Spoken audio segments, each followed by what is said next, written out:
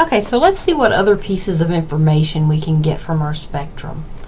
We learned that our molecular ion peak tells us the molecular weight of our compound. Our molecular ion peak plus 1, or M plus 1 peak, can tell us how many carbon atoms we have in our spectrum.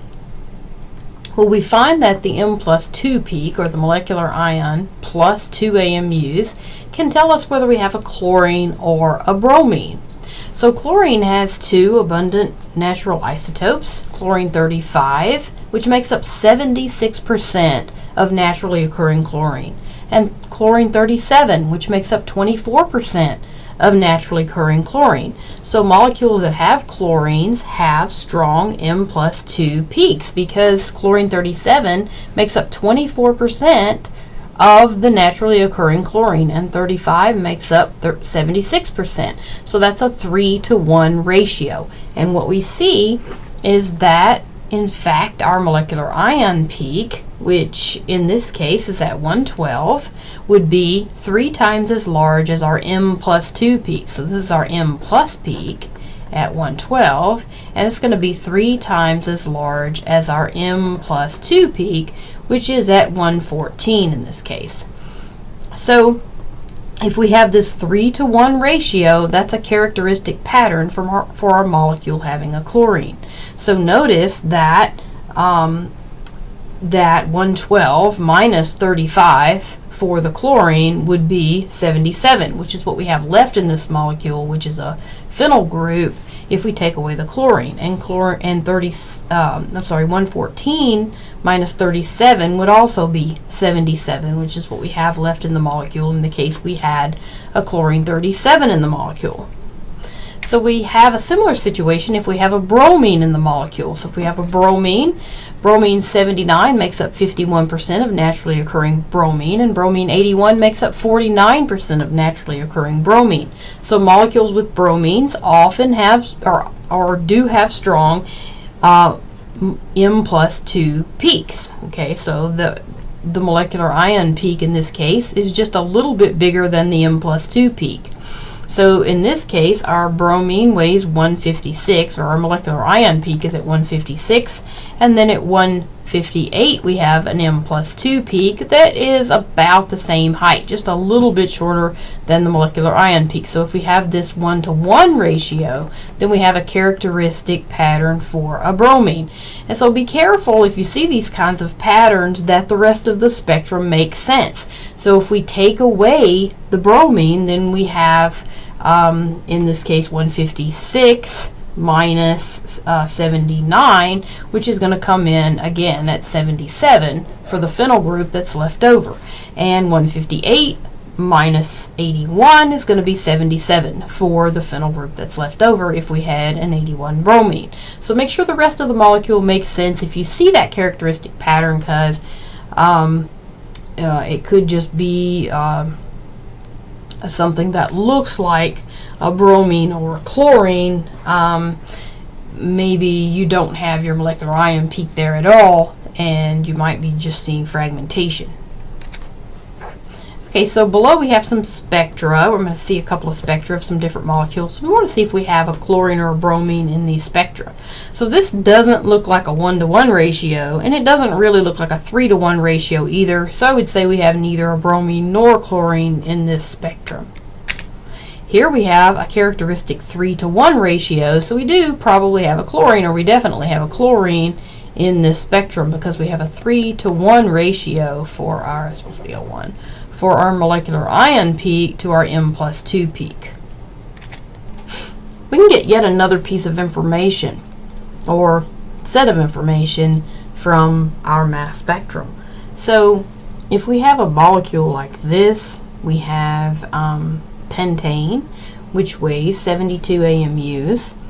And so what happens if this molecule fragments in the GCMS? So this is a high energy situation where we have in the gas phase, and so this thing is a radical cation, so it can fragment into both a radical and a cation. So if it fragments, then in the case that it loses just a methyl group, then we're left with this butyl cation. So the 72 for the pentane would lose 15 for the methyl group. So a methyl group is 12, 13, 14, 15 AMUs. So this would be our molecular ion peak minus 15 AMUs for the butyl group. If our molecule fragmented right here, then what's it lost? It's lost an ethyl group. So this would be our molecular ion minus 29 for the ethyl group, okay? And so in this case, this is a propyl group that's going to be hitting the detector, right? And so if our molecular ion lost a propyl group, then we're going to have M minus 43. Okay, our molecular ion minus 43. In this case, this CH2CH3 here, this ethyl group is going to be hitting the detector. And so what if we lose 4? So if it fragments right here, we've lost this butyl group, and so that's going to be molecular ion minus 57, where just the methyl group at 15, in fact, would be hitting the detector. So if this fragments, we're going to have a very busy spectrum with lots of different peaks on it. So what's it going to look like? Our molecular ion peak is going to be, in this case, very short at 72 because it fragmented a whole lot. So these alkanes are subject to fragmentation. They fragment a lot. Well, what do you think this M minus 29? So this is our molecular ion peak minus 29. And let's go back up and look at what that 29 looks like. So we've lost a propyl group. So why do you think that's our highest or our base peak on the spectrum? So why do you think that's the highest peak on the spectrum?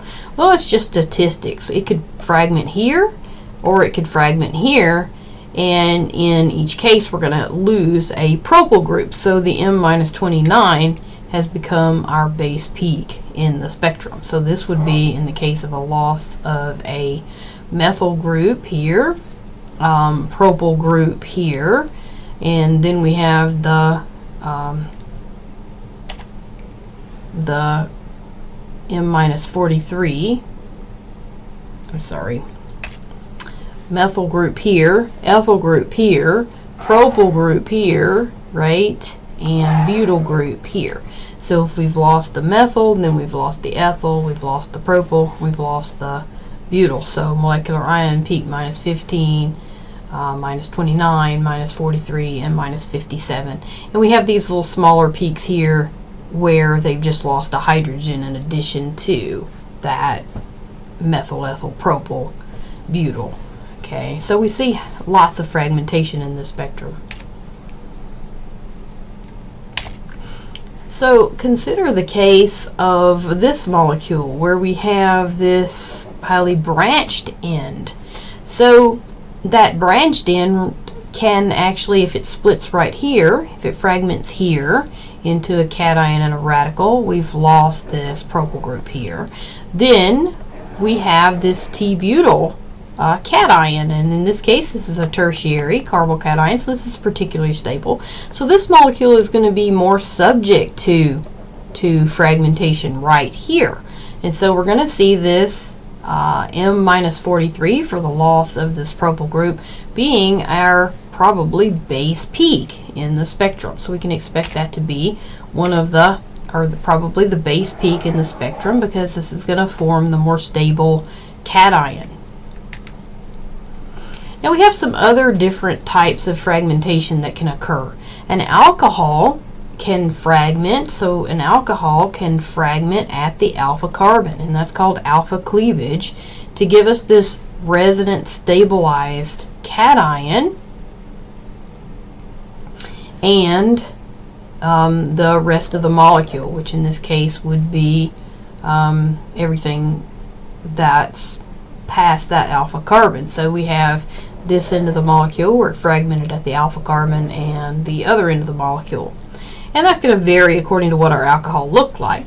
But one of the easiest way to identify if you have an alcohol in your molecule is just to see if you've lost water. So remember, water is very stable, and so we can get this gas phase rearrangement where this oxygen picks up a neighboring hydrogen, and we lose water to form this radical cation, and that radical cation will be found at the molecular ion peak minus 18, because water is 16 for oxygen, 2 for the hydrogens, and so it's going to be M minus 18, or our molecular ion peak minus 18. So if you have an M minus 18 peak, then that can indicate that you have an alcohol in your molecule. Amines also undergo alpha cleavage to give us the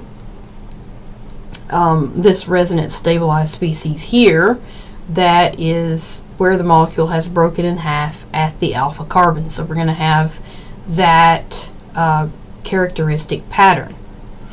And one that is very common and also easy to recognize like the alcohol is a McLafferty rearrangement.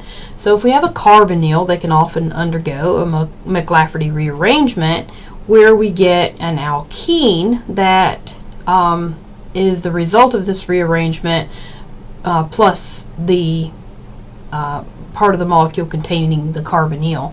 So the way this happens is we have this radical picking up a hydrogen here, and we have this elimination where we form an alkene between the beta and gamma carbons. So here's our alpha, beta, gamma carbons, and so we form an alkene here. We get this elimination, and that's called a McLafferty rearrangement. Well, how do you recognize that on your spectrum?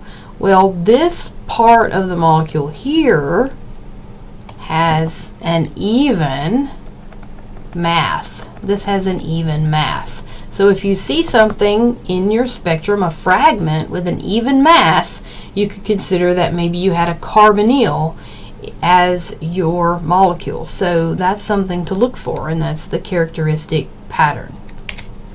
Okay, so we can see that these common fragments are loss of a methyl, loss of an ethyl, loss of a propyl or a butyl, or water from the alcohol, or an even fragment that can indicate that you had an aldehyde or ketone from a McLafferty rearrangement.